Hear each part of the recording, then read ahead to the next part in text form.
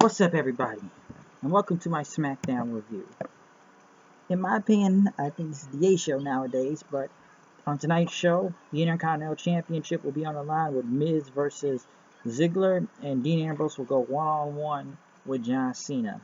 But Daniel Bryan was out there to kick off the show, talking about at No Mercy, the Women's Championship, the SmackDown Women's Championship, stand corrected, will be on the line. So there will be a contract signing, and he knows how these things go. But we're going to try to keep it civil, as he called out both Becky Lynch and Alexa Bliss to come out then.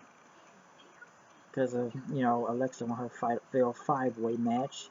And Becky said there's a major difference between us. Bliss prepares for pageants while she prepares for a fight. But Bliss says she is not a fighting champion. She is not a champion. She is not destined to be a champion because she's destined to be a failure. As Bliss pretty much said Becky was a born loser, and that she's going to take the title off her for just being a plucky underdog that never quite gets it done.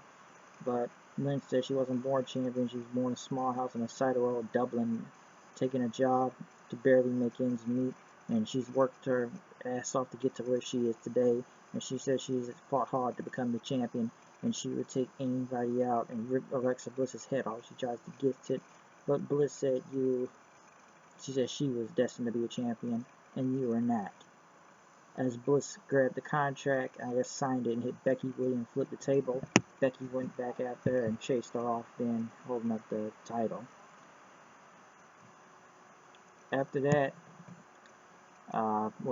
Miz and Maurice Prince ran to Daniel Bryan about this whole title match tonight and the contract that they renegotiated. As Miz Prince was confused, and Miz says, he didn't restate the contract, but he says, there's a new contract, and you have to defend the Intercontinental Championship tonight. Usos went against American Alpha, which I was actually somewhat surprised to see already happen. But I guess, American Alpha wanted payback, and it would be for a title shot, which went kind of quick but effective, as the Usos did pick up the win after Jason Jordan had got the tag, was doing all the work. Gable was going to get back in, but Jordan didn't want to bring him in there. The Usos pretty much took out Gable on his bad leg again. They hit a double super kick on Jordan, hit the super splash, and won the match. So, we got to keep the American Alpha just for the chase right now. Let's not give them the titles yet. Have them chase for it. Let the Usos get their heel run going in to credit themselves right now to keep building up this thing. Because I like the new gear and everything, and it's really cool. Some people think it's like Rikishi when he first turned heel. Now he was, because, we know some more gangsters right now, pretty much, when you look at it. And they pretty much talked to Rhino and Slater at the back, in the back end. And, they said we're going to take the titles from him, as Rhino pretty much ate cheese and crackers then. So, American Alpha will get their payback. I think the Usos will take the titles away from the, Rhino and Slater pretty much become a blood feud then, as they're going to get that payback and probably even get the title at Survivor Series or somehow the pay-per-view to finally get that big one. Swagger was on commentary as, once again, Baron Corbin went against Apollo Crews, and Apollo Crews once again is jobbed out to somebody again this week, as I guess they're doing some feud with Corbin and Swagger. Swagger, I have no idea what he's doing at this point, and I don't get it right now. Corbin, I still think he's been boring since NXT, and not the really biggest fan of him. Crews has no direction or whatever he is right now. He's just there to job and smile. And that's the problem with a lot of these NXT guys. They just send them in there and hope they can get over by say, hey, just do some flips just like Neville and hope they can get over with the crowd. Like, Crews has literally no direction. I think he should stay in NXT another year to develop some type of character, because right now we do not know what he is. He's just lucky he's there right now. And I think they brought him up too early. Kurt Hawkins, once again, talking about the face of facts. Naomi and Nikki were out there, in the back, talking about they're going to go against Natalya and Carmella tonight, talking about, SmackDown and everything, or, saying, feel the glow, Naomi, so that was going to happen. Dolph Ziggler was in the back, once again, hyping himself up, that Miz is a disgrace, he's desperate, he says, he's once again, Ziggler just shouting in his promos and everything, just, I'm a Kent State Hall of Famer and stuff, and you know, it's time to do this. It's time to prove to where I belong. As they had this match again, which, you know, my God, Ziggler, he needs something right now. So, yeah. Pretty much, they actually really had a great match out there. Let's get on. They both have had great matches. Really, they have. Even though you go back and look at, I look at Backlash now, I do see that thing where people were talking about how they tried to take a shot at Cena Punk with the UFC fight.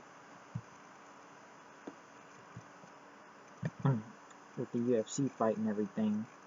But, great match still, but still the same finish. Kind of a cop-out.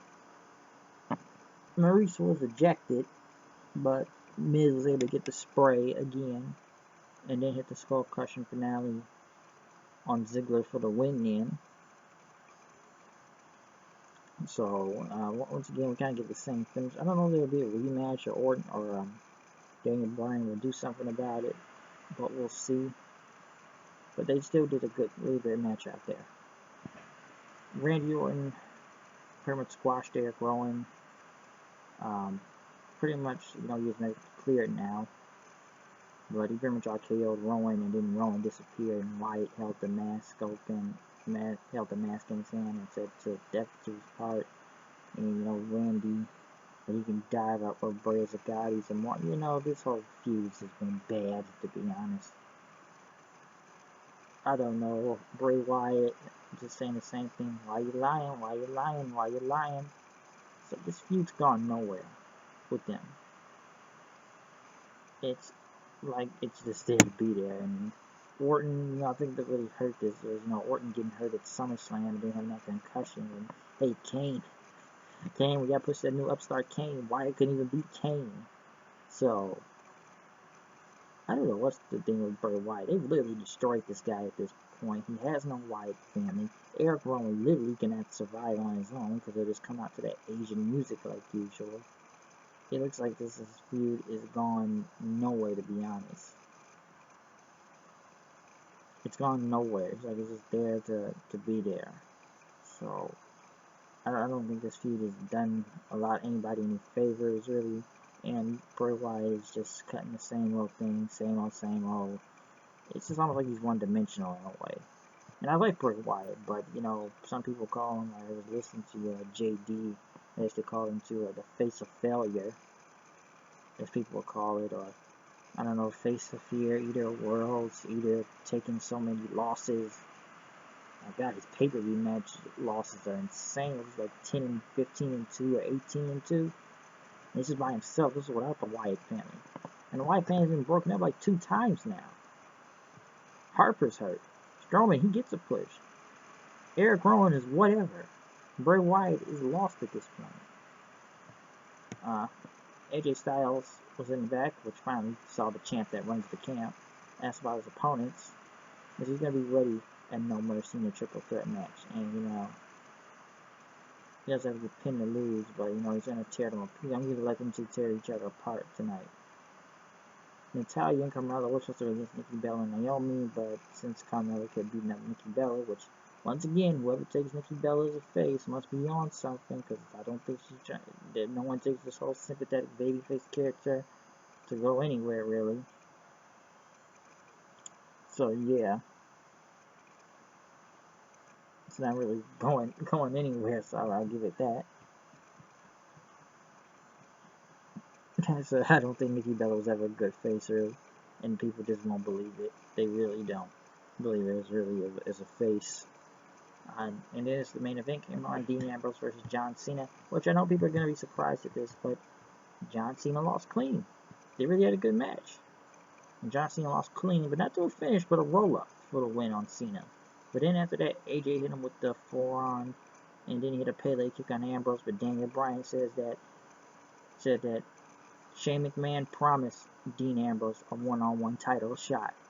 And it's going to happen next week on SmackDown. AJ Styles versus Dean Ambrose for the WWE Championship. And after that, Dean Ambrose hit him with a WDs to close the show. So, once again, this show SmackDown, once again, reigned supreme as usual. Been the better show, in my opinion, other than Raw, which has been going bad, and the ratings keep going lower and lower for them. SmackDown has had the best ratings, too, but they have put on a better show, in my opinion. It's just no one isn't really watching anymore. But that's my opinion on it. But SmackDown review, had to give it to you right there. Quick and easy, because it's a 2-hour show and it's easy to get through other than the marathon show on Raw. But I'm out of here. I'll see you guys later. Peace.